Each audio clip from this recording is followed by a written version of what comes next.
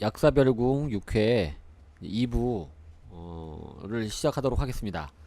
1부에서 저희가 그 2018년 7월 19일 날 발표된 정부 발표, 정확하게 얘기하면은 혁신 성장을 위한 혁신 성장 확산을 위한 의료기기 분야 규제 혁신 및 산업 육성 방안에 관련돼서 좀 우리가 좀 검토를 해봤어요. 그런데 2부에서는 그 내용을 가진 부분들이 우리 그 보건의료 체계에 어떤 영향을 미치고, 그 다음에 작년도에는 이제 문재인 케어도 발표했었는데 거기와 어떤 연관성을 갖는 건지, 그리고 자꾸 이제 그 의료 그 어떤 뭐 산업 쪽 자꾸 이걸 강조하는데, 과연 이제 산업 쪽 강조하면서 또 정부에서는 건강 뭐 보장성 강화라든지 뭐 국민의 어떤 그 의료의 질, 뭐 수치를 뭐 70% 80% 얘기하면서 의료의 질을 뭐 담보하겠다 이런 식의 어떤 얘기 나오는데, 과연 그것이 가능한 것인지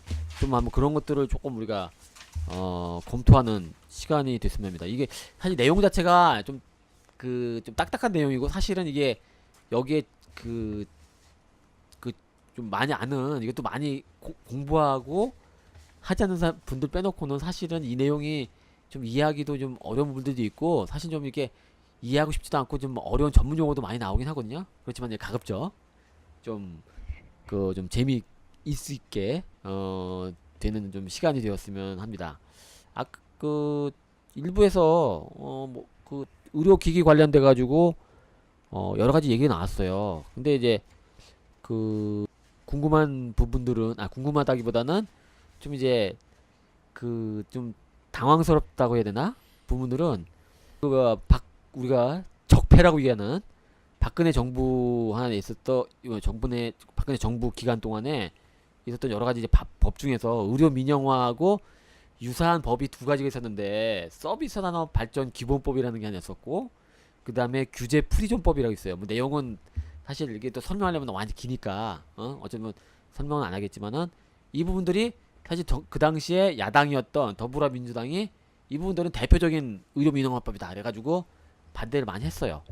물론 이제 지난번 2017년도 그 대통령 선거 기간 동안에는 규제 프리존법은 반대, 그 다음에 서비스 산업 발전 기본법은 보건의료 제외하고 찬성, 뭐 이런 식의 의견도 나왔긴 했는데, 최근에 그 나온 기사들, 물론 기사를 다 신뢰하기는 어렵겠죠. 거기서 이제 뭐 자꾸 이제 기사의 방향이 어디로 갈 것이다라는 게 있으니까. 근데 그 내용 중에 많은 더불어민주당의 어떤 그 반응이 자꾸 이제 이번 7월 19일 발표된 것도 그렇고, 이쪽 그 법안, 우리가 예전에 얘기했던 뭐 의료 민영화법에 대한 부분에서 긍정적 내지는 전향적으로 한번 검토해 보겠다 이런 식의 그 메시지가 많이 나오거든요.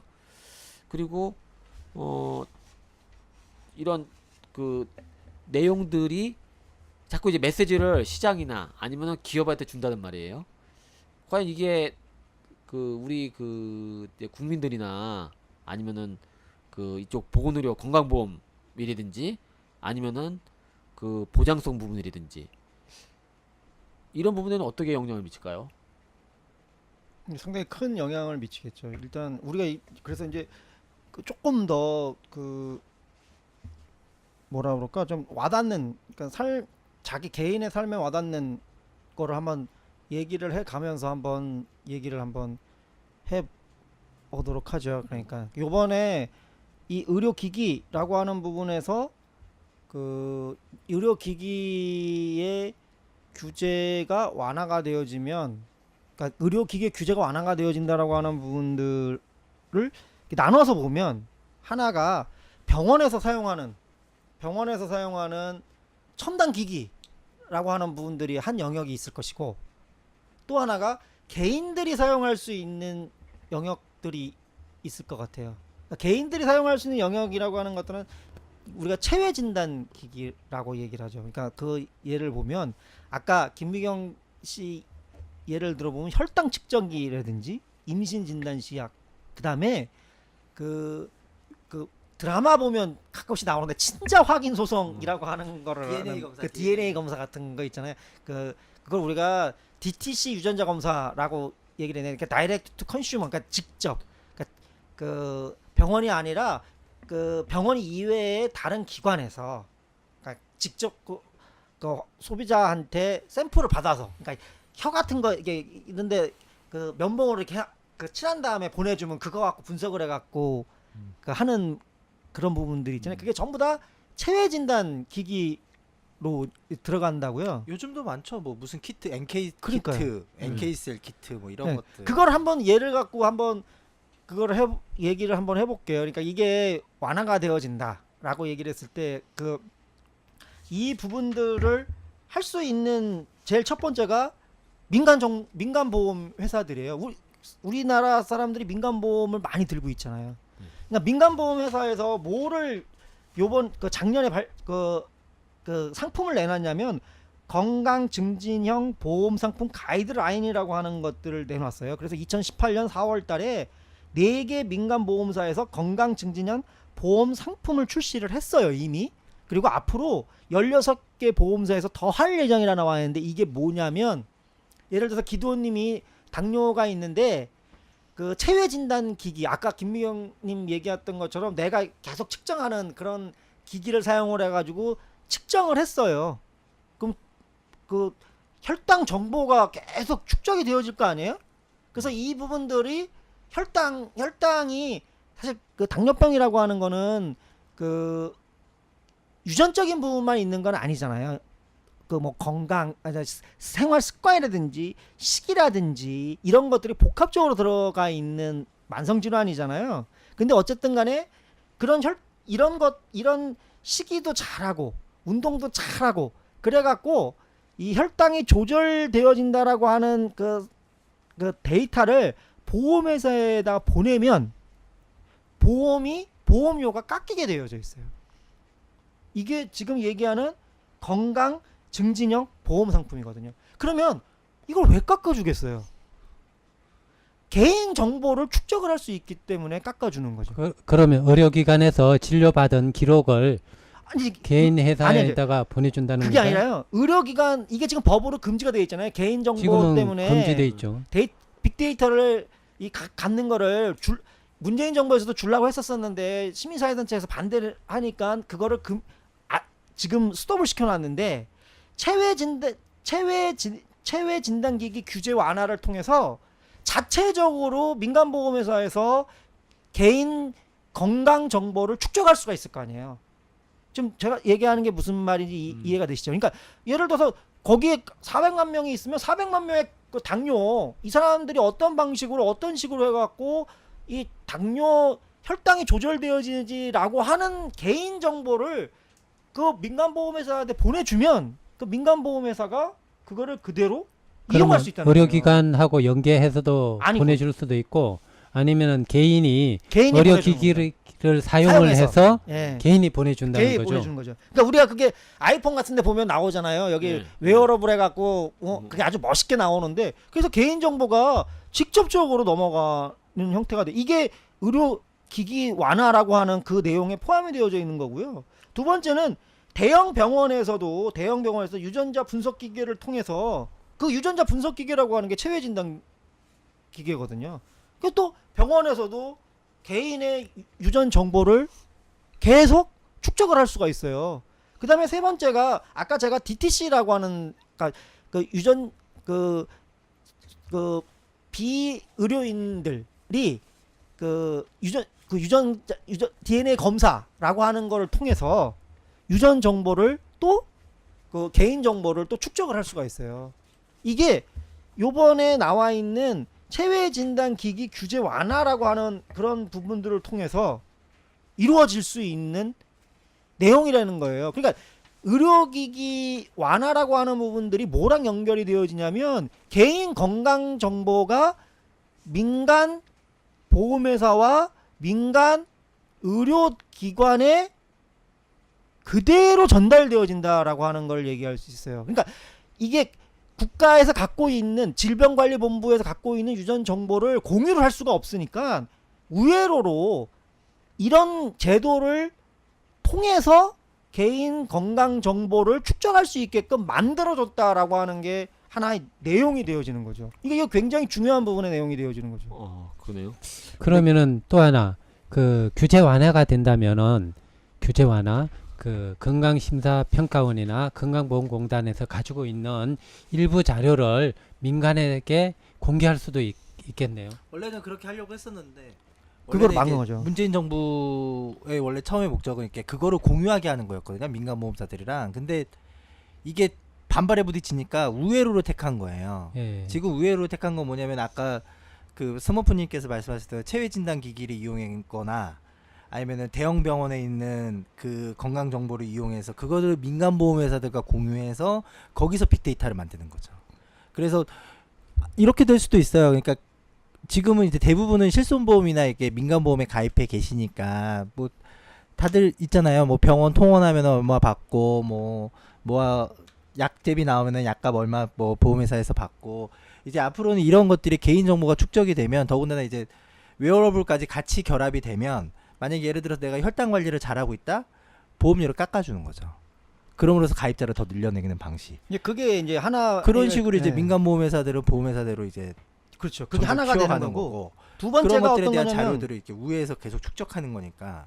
네, 네. 그 두 번째가 어떤 거냐면 그 병원에서 사용하는 의료기기 있잖아요. 병원에서 사용하는 의료기기도 이번 규제 완화 내용에 들어와 있잖아요. 그 아주 중요하게 들어와 있잖아요. 그러니까 그런 우리나라에서 우리나라 그 의료기기를 사용을 하는 것들 꺼려하니까 그 테스트 베드라고 하는 그러니까 실험용 걸 이용을 해서 그걸 사용하겠다라고 이제 얘기했는데 이게 아까 우리가 계속 얘기했던 예비급여랑 연결이 되어지는 부분들이에요. 그러니까 예비급여라고 하는 제도를 통해서 병원에서 사용할 수 있게끔 만들어 주는 거죠. 근데 문제는 뭐냐면 한 얘가 그 로봇 수술이에요. 그러니까 로봇 수술이 요새 굉장히 많이 유행을 하고 있는데 이게 2010년도에 한국보건의료연구원에서 발표한 자료가 하나 있거든요. 그거 뭐라 발표했냐면 로봇 수술은 복강경 수술에 비해 합병증, 수술 결과 측면에서 나을 것이 없는 반면 가격은 3배에서 5배가 비싸다.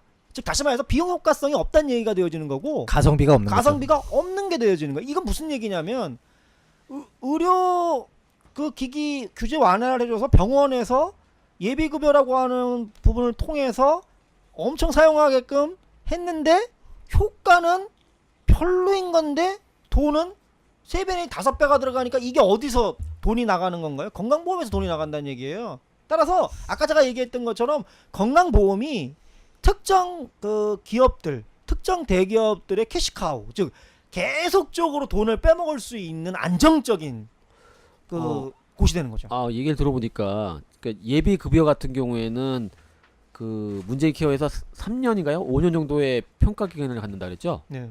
그러면은 3년에서 5년 동안 이게 효과가 있는지 없는지 잘 모르겠지만은 예비 급여로 들어와서 5년 동안 쪽 빼먹고 심지어는 그냥 나갈 수도 있죠. 먹튀할 가수도 있겠네요. 제가 그거 자료도 있어요. 그게 한국보건의료원에서 2011년에서 2013년도까지 총 29건의 의료기기 관련 신의료기술 평가가 신청이 됐다고 하거든요. 그러니까 29건이 신청이 됐는데 이 중에 45% 13건만 그게 신의료기술로서 인정이 됐어요.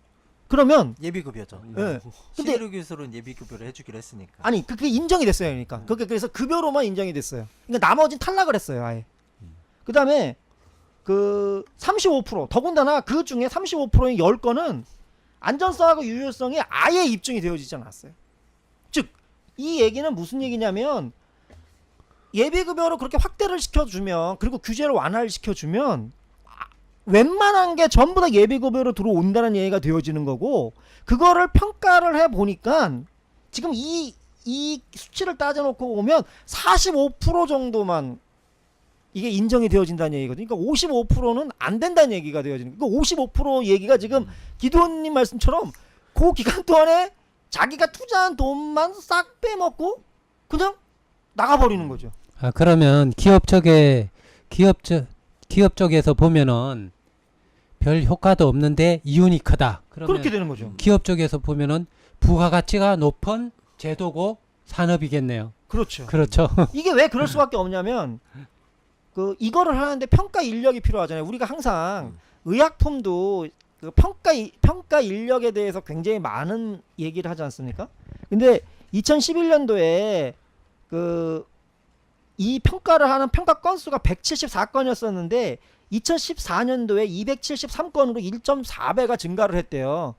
근데 인력은 그대로라는 거예요. 그럼 예를 들어서 이 인력이라고 하는 거는 예산에서 나오는 거잖아요. 예. 그럼 예를 들어서 앞으로 이렇게 규제가 완화가 돼가지고 더 많은 게 예비급여로 쏟아져 들어오면 인력을 그 정도로 현재 더 많은 인력을 보강을 시켜줘야 되는데 인력은 조금 보강을 해주고 그러면 그 인력이 작으니까 한 사람당 평가해야 될 그 건수는 커지잖아요. 그럼 당연히 부실한 형태로 평가가 되어지기 시작을 할 거고.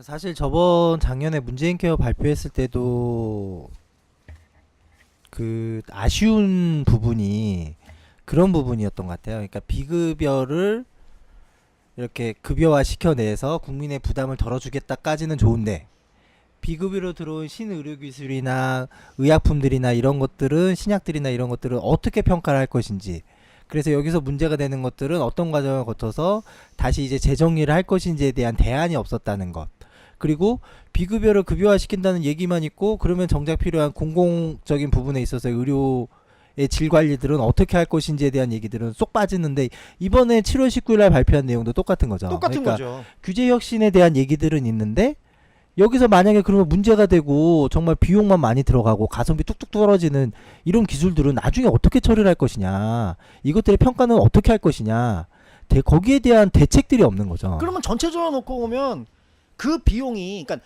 어떤 특정한 대기업의 이유는 우리 이렇게 얘기를 할 수 있어요. 사회의 전체 비용으로서 전가가 되어지는 거죠. 그러니까 즉 대기업은 돈을 벌어가는데 그거에 따른 건강이라고 하는 부분들이 증진이 되어지지 않고 거꾸로 반비례로 떨어지기 시작을 했을 때 그 비용은 사회가 전체가 공동으로 나눠서 물어내는. 그러니까 우리가 그 예를 들면 특정 대기업에다가 보조금 주는 형태가 되어지는 거예요, 시민들이. 그러니까 이게 어떻게 그 혁신 성장이라고 얘기를 할 수 있는 거고 이게 어떻게 4차 산업혁명이라고 얘기를 할 수 있는 건지 정말 기가 찰 노릇이죠.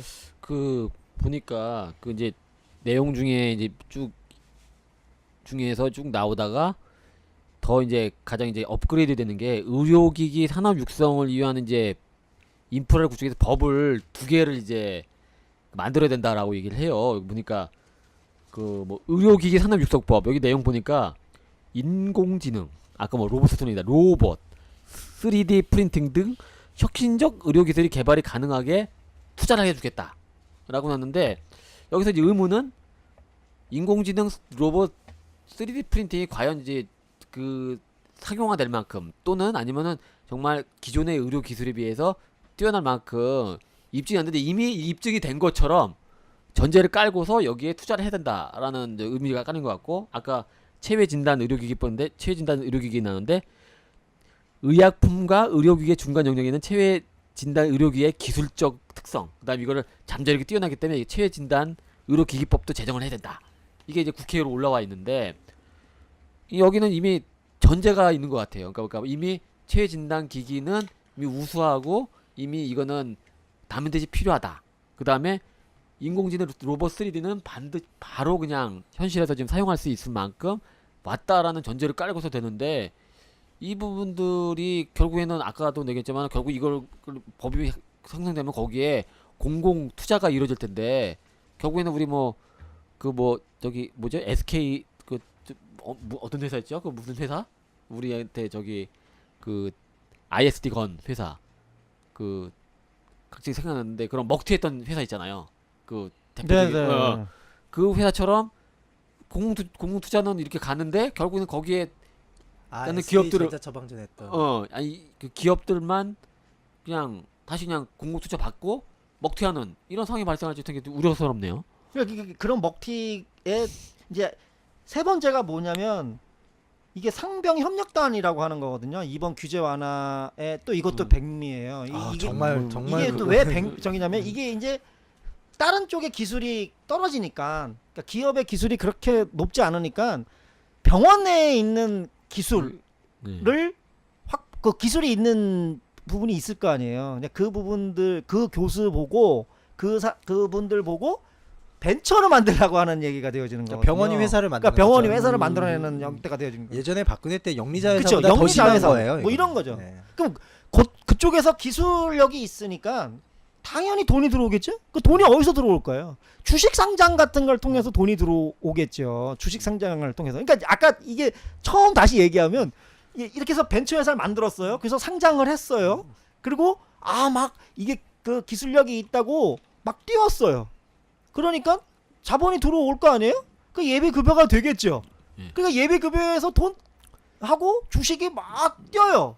근데 대부분 잘 아시잖아요. 이런데 주식은 그대로 팔지 못하고 옵션으로 줬다가 나중에 어느 순간에 되면 판매를 할 수 있게끔 만들어 주는 형태. 그래서 시세 차익을 얻을 수 있게끔 만들어내는 형태가 굉장히 많았었잖아요. 그러니까 이 부분들도 역시 그렇게 사용될 가능성이 굉장히 크다는 얘기죠. 그러니까 이게 아까는 그 의료기기 회사들을 위해서 돈을 벌 수 있는 장치를 하나 마련해 준 거고, 이거는 그 병원에 있는 특정 의사를 위해서 돈을 벌 수 있게끔 마련해 주는, 그러니까 의사나 병원이나 이 단체를 위해서 돈을 벌 수 있게끔 마련해 주는 형태. 그러니까 여기서 아까 얘기했던 예비 급여를 이 담당 의사가 환자한테 이거 써야 됩니다라고 얘기를 하면 환자가 좋은 줄 알고 그걸 당연히 쓰지 않겠어요. 그러니까 그러면 다시 또 건강보험에서 돈 나와야 되고, 또 그거 쓴다고 홍보하니까, 그 예를 들어서 이런 거 아니겠어요? 그 아까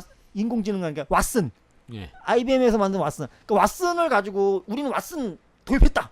그러니까 왓슨을 하니까 우리는 더 정확하게 뭔가를 할 수 있다. 그래서 근데 한국형 왓슨을 또 만들어서 우리는 그 진단을 하는데 이런 인공지능을 사용해서 더 정확하게 진단을 한다. 이게 아직 검증이 안 되어져 있는 부분들인데, 그거를 로봇 수술처럼 막 사용하게끔 해서 거기서 예비급여로 돈을 받고, 그리고 벤처를 만들어서 주식 상장을 해서 돈을 벌다가 나중에 5년 뒤에 보니까 별거 아니네. 그러면 그냥 또 다른 거로 이렇게 옮겨가는 형태.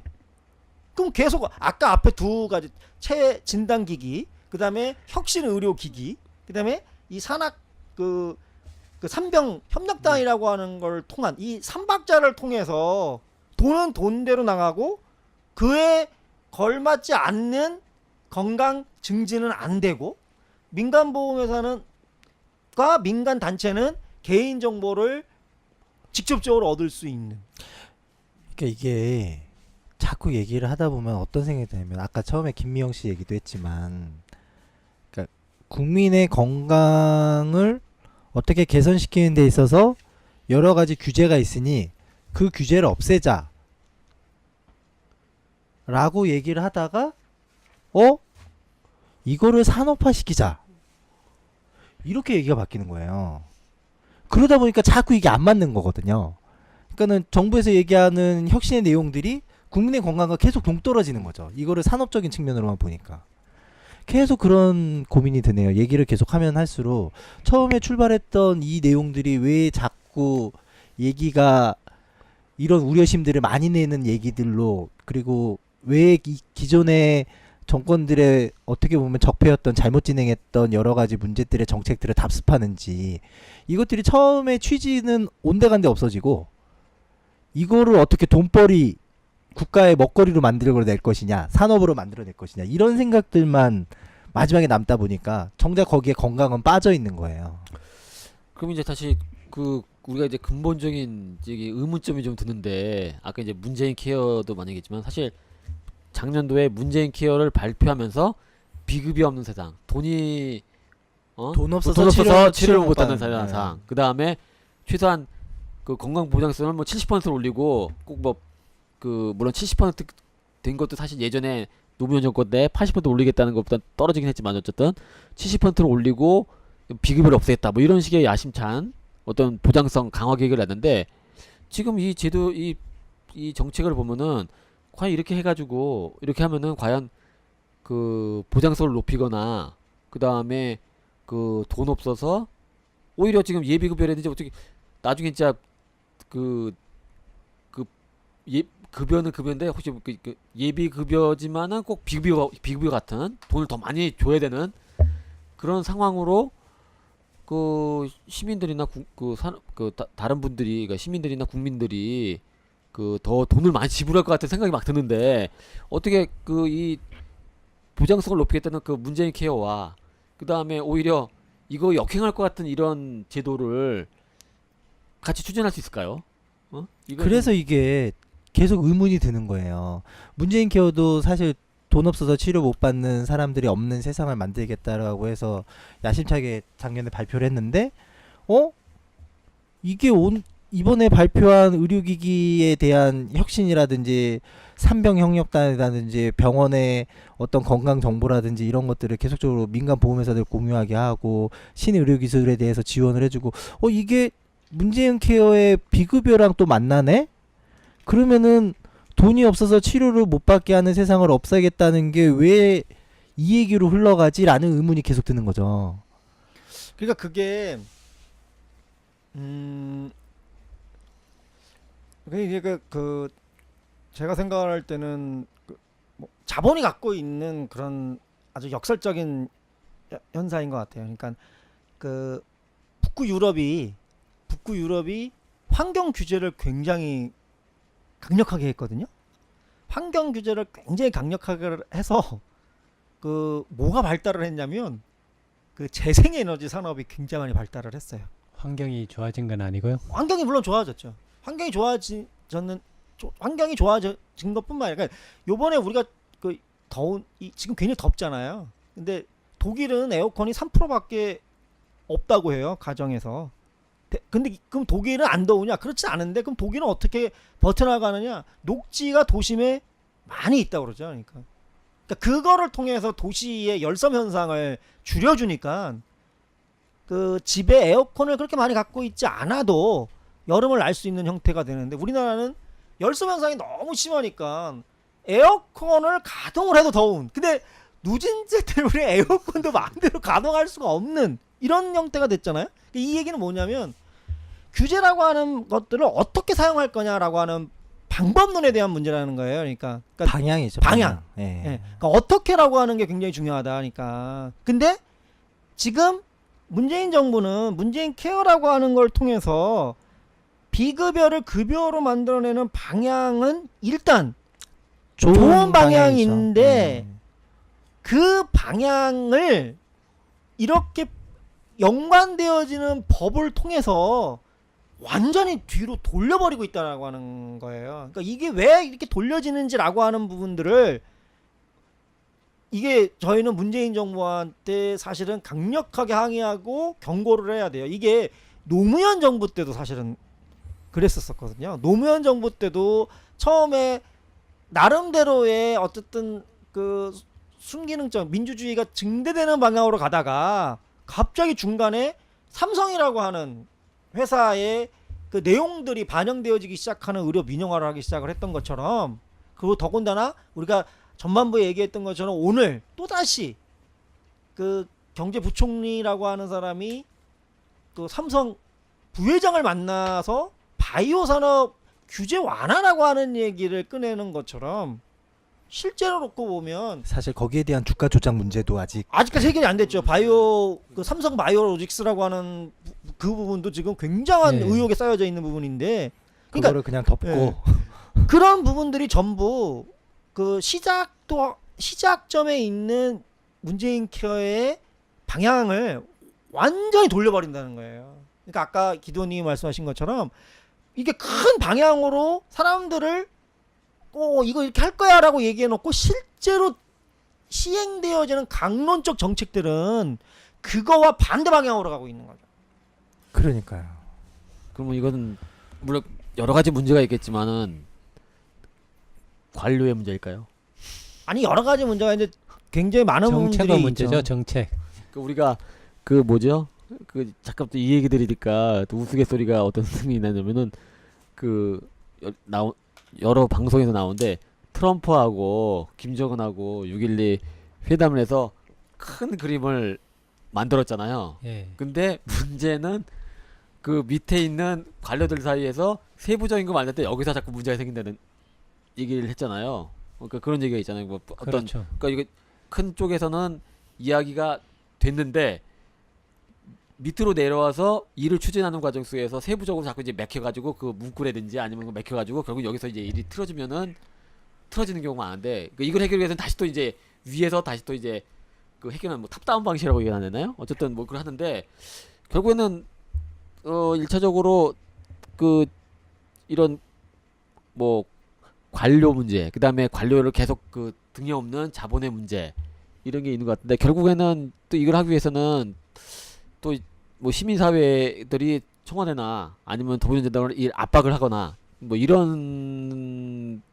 하는 방법이 근데 없겠죠? 제가 볼 때는 이제 그런 부분들이 하나 있는 것 같아요. 뭐가 있냐면 이런 제도들이 계속 나오고 있는데 사실은 그 구체적으로 안 나오고 있는 게 어떤 거냐면 의료 공공성에 관계되어지고 있는 내용들은 사실은 구체적으로 나오질 않고 있거든요. 근데 다 아시다시피 우리나라는 기본적으로 민간 소유 의료기관이 90%잖아요.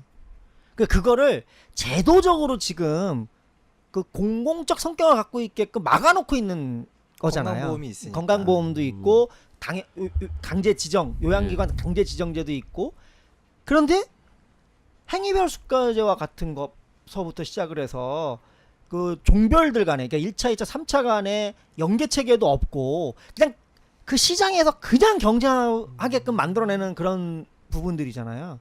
이러다 보니까 거기에 속해 있는 의사나 약사는 자기 이익을 극대화시켜낼 수밖에 없어요. 자기 이익이 극대화되어질 수 있는 방향으로 제도를 이용을 하려고 할 수밖에 없는 상황이라는 거예요. 그런데 큰 틀은 그거를 비급여를 급여라고 하는 부분들로 다시 그거를 막아서 그 경쟁을 완화를 조금 시켜내려고 하지만 또 그거조차도 이렇게 자본이 참여를 해서 그 자본에 의해서 그 캐시카우 노릇을 하는 형태로 가는 것처럼 지금 현재 민간 소유라고 하는 형태의 이 그 소유 구조라고 하는 부분들을 완화를 시켜내지를 못하면 이거는 뭐 그렇다고 우리가 갑자기 이거를 다 국영으로 만들어낼 수는 없을 테니까 완화를 시켜내지 못하면 어떠한 제도를 갖다 놓든지 간에 계속 이런 그 갈등이 벌어질 거다라고 하는 부분들은 자명할 것 같아요. 그러니까 저는 참 안타까운 부분 중에 하나가 작년에 그 문재인 케어를 발표됐을 때 이제 발표됐던 내용은 아니지만 문재인 케어를 추진하면서 공공의료적인 부분들도 이제 강화를 시켜내겠다면서 이제 공공의료 컨트롤 타워 얘기가 나왔었잖아요. 근데 그 얘기가 어느 순간 이제 싹 없어진 부분들이 상당히 너무 안타깝다라는. 왜냐면 그게 이제 없어지기 시작하면서 점점 이제 의료에 대한 어떤 산업적인 측면이나 이런 얘기들이 점점 커지고 그러니까 그 얘기가 그 뭐냐면 흐름들이 지난 7월 19일에 이 발표까지 온 것이 아닌가. 그렇죠. 그건 정확한 지적이시고요. 네. 그러니까 그게 뭐냐면 의료의 공공성이라고 하는 부분들은 그 지금 정책을 담당하고 계신 분들은 그거는 비용으로 보는 거예요. 그러니까 그거는 그냥 밑빠진 독에 물을 붓는 거기 때문에 그 밑빠진 독에 물을 붓긴 해야 되는데 그거만큼 이상을 어디선가 벌어야 된다라고 하는 부분들이 있어요. 그러니까 하나는 비용으로 놓고 보는 거고 의료 산업은 이윤을 창출한다라고 하는 이런 잘못되어져 있는 이분법으로 보고 있기 때문에 실질적으로 놓고 보면 계속 이런 그 딜레마, 악순환이 계속 형성되어지는 거라는 거예요. 그러니까 그분들은 의료 공공성이라고 하는 부분들을 그냥 시혜적으로 보고 있는 형태가 되어지는 거죠. 그러니까 이런 관점의 전환이 있어야 되는데 항상 보면 초기에 관점이 좀 변화됐다라고 느껴질만 하다가 보면 꼭 어느 변곡점에서는 의료 산업화라고 하는 게 득세하기 시작하는 형태로 가는 거죠. 예. 좀 여러 가지 얘기를 나눴습니다. 2부가 좀 더 그 제 개인적으로는 했을 땐 좀 더 그 좀 재밌었던 것 같고 그 다음에 그 이 7월 19일 날 나왔던 발표가 뭐 우리 생활과 그 다음에 우리 의료 서비스 건강보험에 미치는 영향이 이렇게 될 것 같다는 거에 대해서 좀 유익한 시간이었던 것 같습니다. 이 내용 자체가 사실은 쉽지 않은 내용이에요. 그래서 일반 뭐 의사나 약사들도 사실은 이걸 대충 안 받은 사람들 이게 무슨 얘기야 이렇게 할 정도로 사실 이게 이게 한 세네 번 봐야지 이게 좀 이해가 될 정도로 발표 내용이 사실 기자들도 이게 이해를 잘 거의 못해요. 일반 기자들도 거의 이해를 못하고 다른 그 전문가들이 물어보면서 나오기도 하고 또 뭐 기사 쓴 거 보면은 뭐 알고 쓴 건지 모르고 쓴 건지 뭐 이렇게 맥락도 안 맞고 막 그런 것 같은데 오늘 그래도 좀 유익한 시간이었던 것 같습니다. 물론 이제 여기서 어떤 뭐 정답을 내놓을 수는 없겠지만은 오늘 그런 부분들 통해서 대략 방향성이 어쨌든 공공성 부분들을 어떻게 가져갈 것이냐 그 부분들에 좀 우리가 그 좀 결론적으로 좀 된 것 같긴 해요. 좀 오늘 그 좀 긴 시간 동안 그 7월 19일 날 나왔던 정부 자료를 좀 검토를 해봤는데요. 이제 뭐 정리를 하죠. 마지막으로 뭐 하실 말씀이 있으면은 한마디씩 돌아가면서 얘기를 하고 오늘 마치도록 하겠습니다. 우선 우리 주경님부터. 예, 저는 정부가 주도적으로 민간 기업을 규제를 하고 주도적으로 의료 공공성을 실현하기를 정말 바랍니다. 그게 문재인 정부가 성공하는 길이라고 생각합니다. 문재인 정부가 촛불 정부라고 얘기를 한다 그런다면 그 다른 많은 분야도 있지만 이 보건의료 부분에 있어서의 의료 공공성을 최고의 가치로 여겨야 된다라고 생각을 합니다. 그러니까 의료의 공공성을 비용이라고 하는 측면으로 보지 말고 의료의 공공성을 통해서 사회의 그 선순환과 건강의 증진이 민주주의도 기여를 하고 또 그거에 대한 부수적인 효과로 그 문재인 정부에서 얘기하는 성장이라고 하는 부분들도 달성을 할 수 있는 그러한 목적으로 봐야지 의료의 공공성을 그 비용이나 시혜적인 부분들로 보면 안 된다. 그거는 사실은 박근혜 정부와 문재인 정부의 차별점을 지우는 거기 때문에 지금 이 시점에서 문재인 정부는 정신을 차려야 된다라고 저는 생각을 합니다. 건강은 몇 가지 획기적인 의료 기술로 증진되지 않는다는 것, 그리고 조바심 내지 마시라. 촛불을 일으켰던 국민들 믿고 처음 갔던 그 길대로 쭉 가시기를 진심으로 바랍니다. 저는 7월 19일 날 나왔던 자료에는 국민이 빠져 있다라고 생각합니다. 여기는 국민이 빠져 있고 오로지 기업과 그 다음에 의료기기 회사, 그 다음에 병원 여기 이해 관계자들한테만 이득이 되는 그 자료로만 일색이 된 것 같아요. 그래서 애초에 정말 그 안타까웠던 김미영 씨는 이 자료에는 나타나지 않는다라고 생각을 하면서 정말 국민을 위한 의료라고 한다면 이제 그 어떻게 하면은 보건의 서비스를 공공적으로 많이 할 것인가 라는 부분들에 대해서 좀 포인트를 맞춰서 다시 한번 각성하고 거기에 반기를 드는 그 관료들이나 아니면은 그거에 관련된 사람들은 가차없이 좀 처벌했으면 좋겠습니다. 국민을 믿었으면 좋겠어요. 우리 저도요. 훌륭한 국민 그렇죠. 아닙니까? 네. 자 오늘 이제 마치겠습니다. 약사별궁 제6회 오늘 저기 의료기기 관련된 거 했는데요. 다음에는 또 다른 주제로 또 좋은 유익한 주제로 만나도록 하겠습니다. 자 수고하셨고 수고하셨습니다. 박수로 마치도록 하겠습니다. 다음에 만나요. 네, 감사합니다.